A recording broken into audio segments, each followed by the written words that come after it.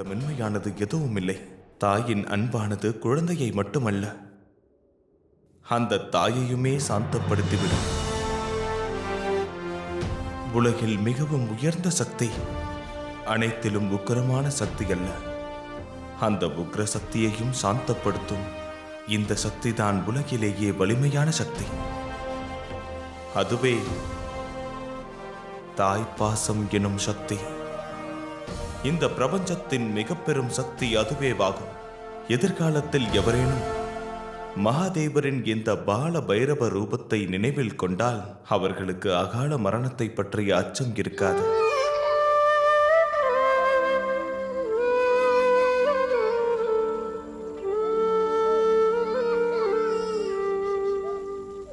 அமைதி, அமைதி. நீ யாரை பார்த்தும் அச்சப்படாதே. உனது அச்சத்தை எதிர்கொள்ள நான் உன்னுடன் இருக்கிறேன். அமைதி.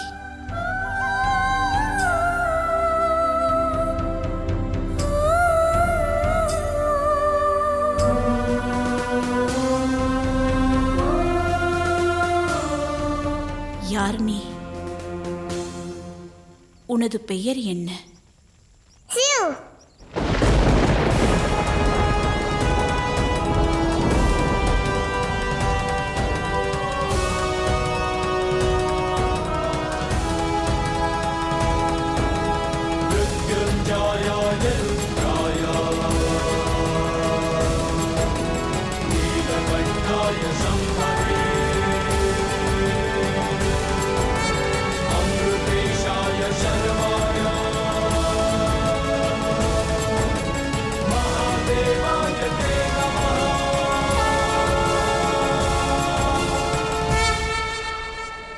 பார்வதி, இம்முறை நீ என் மீது உன் பாதம் வைக்க மாட்டேன் என்று உரைத்திருந்தாய்.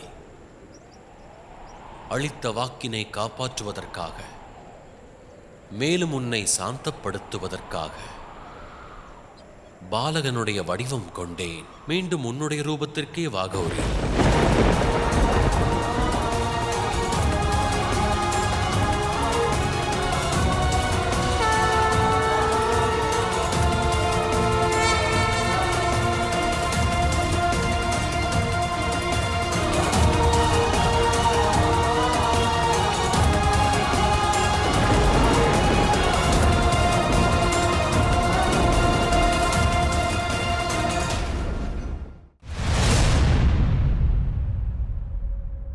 கோபத்தை கட்டுப்படுத்து நிசும்பா. புரிந்து கொள்ள முயற்சி செய். நாம் அங்கிருந்து தப்பி வந்ததுதான் சரி. மகாராஜா, மகாகாளி எங்கே? அவனை விட்டுவிடு நிசும்பா. நிசும்பா, அவனை விட்டுவிடு. போதும் நிசும்பா, நீ மூவுலக வேந்தரின் கட்டளையை மீறிக் கொண்டிருக்கிறாய். நிசும்பா,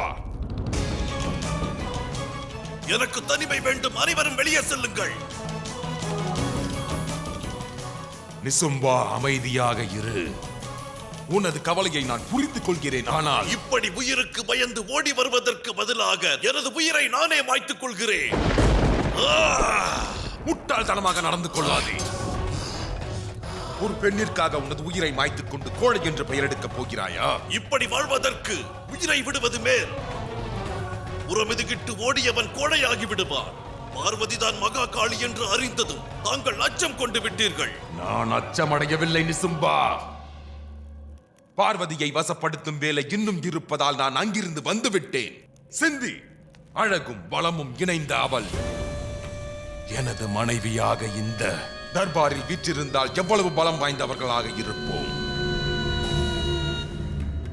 மகாகாலனின் மனைவி மகாகாளி என் பாதங்களில் தாசியாக இருப்பாள். அடர்ந்த வனத்தில் சிங்கத்தை எதிர்ப்பதால் வெற்றி கிடைப்பதில்லை நிசும்பா. ஆனால் சாதுரியமாக அதை பசுவாக மாற்றி தன் தொழுவத்தில் கட்டுபவனுக்கே வெற்றி கிடைக்கிறது நிசும்பா. இந்த காரியத்தை தாங்கள் எப்படி செய்ய போகிறீர்கள்? சாதுரியமாக. தேவர்கள் தம்மை புத்திசாலிகள் என எண்ணிக்கொண்டிருக்கிறார்கள். அதனால் அவர்களுக்கு அவர்கள் வழியிலேயே பதிலளிக்க வேண்டும். தாங்கள் என்ன செய்ய போகிறீர்கள்? தேவர்களின் வழியை பயன்படுத்தி வீழ்த்தப் போகிறேன். நான் பெற்ற வரம் நினைவிருக்கட்டும். ஒரு பெண் நினைத்தால் நம்மை கொல்ல முடியும். ஆனால் நான் மீண்டும் வரம் பெறுவேன். எந்த ஆணும் என்னை கொல்லக்கூடாது, எந்த பெண்ணும் என்னை கொல்லக்கூடாது. என்னை மகா காலனும் அழிக்க கூடாது, அந்த மகா காளியும்.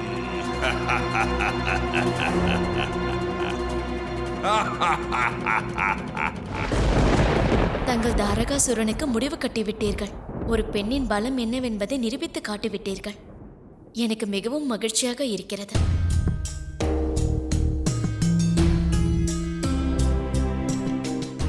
நானும் நடந்தவற்றை எண்ணி மிகவும் மகிழ்ச்சி அடைகிறேன் தேவி. தாங்கள் பாலபைரவர் வடிவில் மகாகாளியை சாந்தப்படுத்தி அற்புதம் செய்துவிட்டீர்கள் மகாதேவா.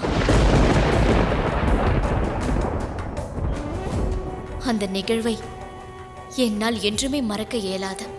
தாங்கள் பாலபைரவர் வடிவம் எடுக்க மகாகாளி இந்த குழந்தையை பார்த்து சாந்தம் அடைந்தது. குரோதம் கொண்டவரின் கண்களின் குழந்தையை பார்த்ததும் தாய் அன்பு பொங்கியது. அதை மறக்கவே இயலாது.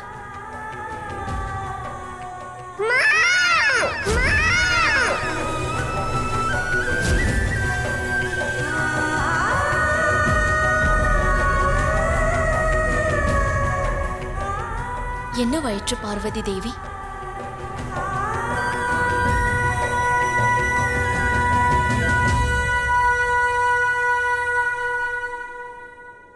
உங்கள் கண்களில் கண்ணீரா?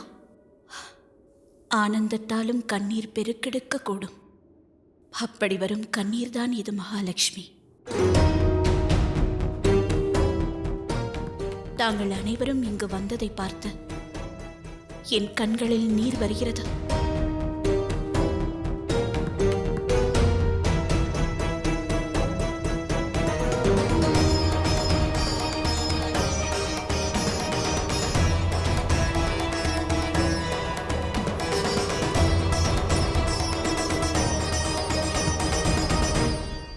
என்ன கருதுகிறீர்கள்?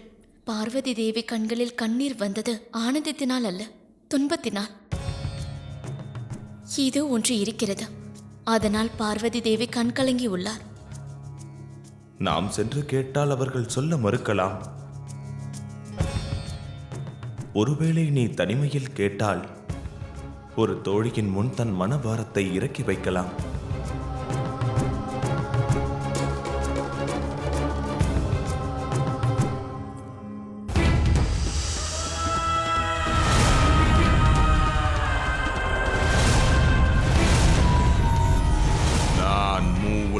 அரசன் சும்பன், இந்த மாபெரும் அசுரனை மீண்டும் அழைக்கிறேன். நீ மீண்டும் வர வேண்டும். இந்த பிரபஞ்சத்தில் எவராலும் உன்னை வெல்ல முடியாது. பிரம்மாவினாலோ விஷ்ணுவினாலோ மகேஸ்வரனாலோ மரணம் நிகழக்கூடாது என்பதே அனைத்து அசுரர்களின் விருப்பமாகும். ஆனால் எவன் ஒருவன் காளியாலும் காலனாலும் வெல்லப்பட முடியாதவன் என்பதை இப்போது எனக்கு காட்டு. தோன்றிவிடு மா அசுரா, தோன்றிவிடு அசுரா.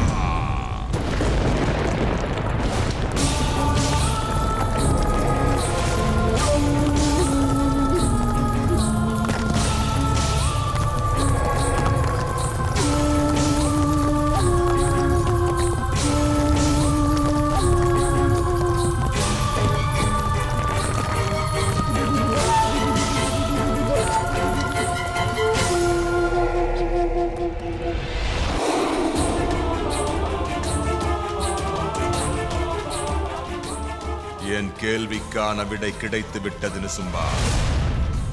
இனி பார்வதியை எனக்கு முன்பாக கைப்பிடிக்குள் கொண்டு வந்து விடுவான் என்னுடைய மகாசுரன். பார்வதியின் கண்ணீரின் காரணத்தை தாங்கள் அறிவீர்கள் அல்லவா? பால பைரவராக உருவெடுத்து தாங்கள் தங்கள் மனைவிக்கு அளித்த வாக்கை காப்பாற்றிவிட்டீர்கள். ஆனால் உங்களை அறியாமல் அவர் மனதில் ஆசையை புகுத்தி விட்டீர்கள். வருடக்கணக்கில் மறந்திருந்ததை நினைவுபடுத்தி விட்டீர்கள். அறியாமல் செய்யவில்லை. பார்வதியின் நினைவுகளை ஏன் நான் தூண்டினேன் என்று அறிவாயா? ஏனெனில் இனிவரும் காலங்களில் அதற்கான அவசியம் ஏற்படுகிறது.